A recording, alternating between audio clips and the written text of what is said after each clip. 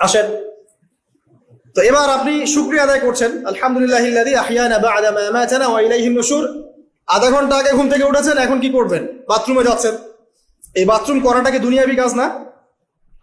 এই কাজটা ইবাদত হবে যদি আমি ঢোকার সময় বাম পা দিয়ে ঢুকি আর বলি, কি বলি? আল্লাহুম্মা ইন্নী আউযু বিকা মিনাল খুবসি ওয়াল খাবাইস। এখন বাথরুম করতে আপনার 10 মিনিট লাগুক আর 15 মিনিট লাগুক আর 5 মিনিট লাগুক, এই পুরো সময়টা নেকি পাবে না।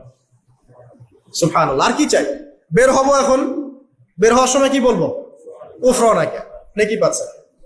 একটা দোয়া আছে, আলহামদুলিল্লাহিল্লাযী আযহাবা আনিল আযান ওয়া আফানি গুফরানাকা। এবার আপনি ওযু করবেন।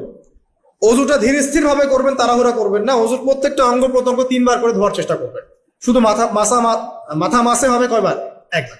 ওযু করার পরে আপনি হাত তুলে আল্লাহর কাছে দোয়া করবেন। ওই সময়টা কখন? রাত 4টা থেকে 4:30 বাজে, তাই না? তার মানে আল্লাহ রাব্বুল আলামিন এখন প্রথম আসমানে আছেন।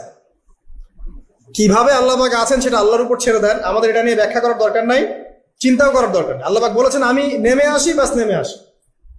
এত বেশি বুদ্ধিজীবী হওয়ার দরকার নাই। খুব বেশি বুদ্ধিজীবী হয়ে গেলে আবার মানুষ খেয়ে হারিয়ে ফেলেন। অত দরকার নাই, শুনেছি মেনেছি, বাস যথেষ্ট।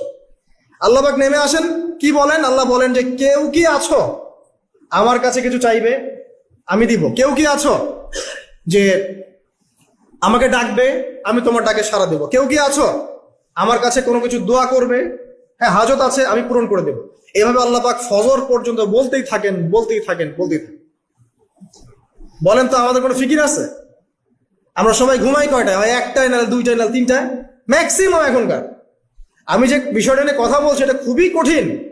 9টা থেকে 10টার মধ্যে বা 11টার মধ্যে ঘুমাতে হবে, এটা খুবই কঠিন বিষয় এখনকার জেনারেশনের কাছে। এর জন্য প্রথম যে কাজটা সেটা হলো রাত্রেবেলা স্মার্টফোন আর চালানো যাবে।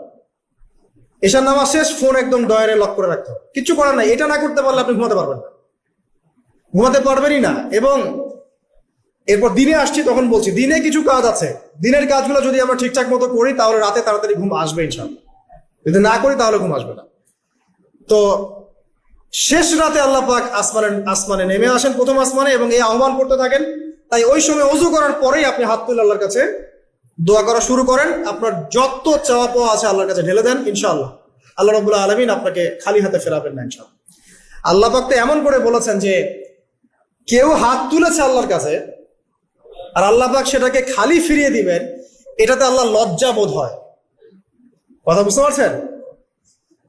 আমাদের যাদের অনেক সম্পদ আছে বা সামর্থ্য আছে এবং মন আছে বড়, তাদের কাছে যখন কেউ সাহায্য চায় আপনার খালি ফিরাতে লজ্জা লাগে না? আপনার মনে হয় না যে চাইলো এত করে কিভাবে না করে ফিরাই? আছে না? এমন মানুষ আছে না?